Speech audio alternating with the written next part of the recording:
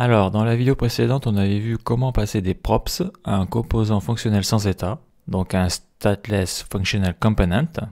Et donc maintenant, on va voir comment passer un tableau comme props. Donc dans JavaScript 257, j'avais passé une propriété par le biais d'un props du composant parent à un composant enfant. Et il y avait juste une key no value. Donc le parent, il est ici, c'est a.js. Donc c'est mon composant. Et dans mon composant, donc j'avais créé une variable data API. Donc c'est un objet, dedans j'ai mis deux propriétés, une key, une value à chaque fois. Et dans le composant header, qui est un composant enfant, car il est dans le parent. Donc j'avais passé donc des props, user, user2, date. Et donc après, lorsque j'étais dans le header, le composant header, eh bien dans la fonction, donc je marque l'argument props. Et après, dans le return, avec j'ouvre les accolades, props.user, props.user2 et props.date, j'affichais ce qu'il y avait affiché, Eugénie Kématique, Temetlardi et la date. Et on avait vu que props, c'était un objet. Donc dans une props, ou un props, quoi, c'est un props, car c'est un accessoire en français. Quoi, la traduction de props en anglais vers le français, c'est accessoire. Donc on peut passer dans un props un tableau de valeurs. Donc un tableau, ici j'en ai fait un, donc crochet, crochet, dedans j'ai mis deux values, Eugénie Kématique et Temetlardi. Donc là j'ai un exemple, donc tu as le composant parent, donc balise ouverte, balise fermée, et dedans je mets un composant enfant avec la props user égale, j'ouvre les accolades pour y mettre du JavaScript, et là après je mets le tableau, comme ça. Bien sûr, comme c'est des tableaux et qu'on est en JavaScript, on peut utiliser les méthodes JavaScript pour les tableaux pour manipuler les données comme join, etc.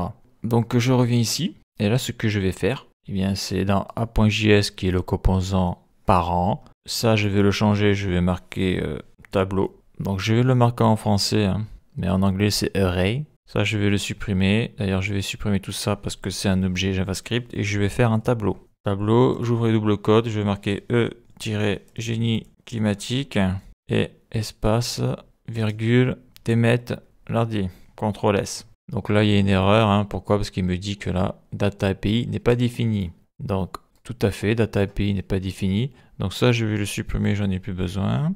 La variable tableau, je vais la mettre dans le console log, CTRL V, CTRL S. Donc là après bien sûr, ça c'est fausse, vu que ça je l'ai supprimé. Donc là qu'est-ce que je vais faire? Eh bien je vais supprimer ça. Et dedans je vais y mettre dans le user, donc les données que je vais passer dans le composant enfant qui est header là. Je vais y mettre la variable tableau, CTRL C, CTRL V. Donc là, le serveur développement a planté, j'actualise, super, ça marche. Je dézoome un peu, donc là on voit que dans le console log, ici, là, donc je vais zoomer un peu là, on voit que, eh bien, j'ai un tableau avec index 0 e-génie climatique et index 1 Temetlardi. Et donc il y a deux valeurs. Ok, donc ça c'est bon. Donc, si je passe sur le composant enfant, header, donc là j'ai marqué bonjour, je suis props.user. Donc on voit qu'il me le marque quand même, je suis Eugénie Climatique, Temetlardi et je suis aussi, il m'a tout collé. Donc là je rajoute là, que ici là, donc on voit bien un tableau là, avec index 0, index 1 dans app.js, et on voit que là j'ai mon console log props là, et on voit que le composant enfant lui il reçoit toujours un objet JavaScript, on voit les accolades, la key user, et la value c'est un tableau. Si je clique ici, on voit très bien que dans user, donc j'ai un tableau avec index 0, index 1. Donc si je supprime user, ça je vais le supprimer, et ça je vais le supprimer. Donc là si je mets juste props, il y a un bug. Il me dit error object are not valid as a React child. Donc l'objet n'est pas valide dans un enfant React. Trouvez l'objet avec la clé user. Si vous avez l'intention de rendre une collection d'enfants, utilisez plutôt un tableau, ok. Donc, bon là je sais que ça n'allait pas marcher. Donc si je fais .user, on voit qu'il m'affiche tout d'un coup. Et donc si je sélectionne l'index 0, je suis Eugénie Climatique. Si je sélectionne l'index 1, je suis Temetlardi. Donc bien sûr je peux faire ça. Et je suis, mais là je vais faire un CTRL C, un CTRL V.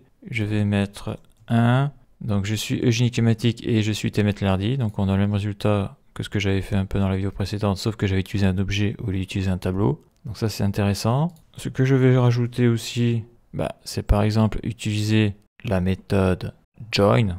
Donc la méthode join hein, sur le MDN, c'est créer et renvoie une nouvelle chaîne de caractères en concaténant tous les éléments d'un tableau. La concaténation utilise la virgule ou une autre chaîne fournie en argument comme séparateur. Donc là on a un élément, donc fire, air, water dans un tableau. Et là qu'est-ce qu'il va faire? Donc là on a des console logs, si je fais run, eh bien on voit que element.join, bah, ça affiche ça. D'ailleurs il y a le résultat ici. Si je fais ça, il y a ce résultat là. Et si j'y mets un tiret, eh bien j'ai un tiret entre les mots. Donc je vais utiliser cette structure là.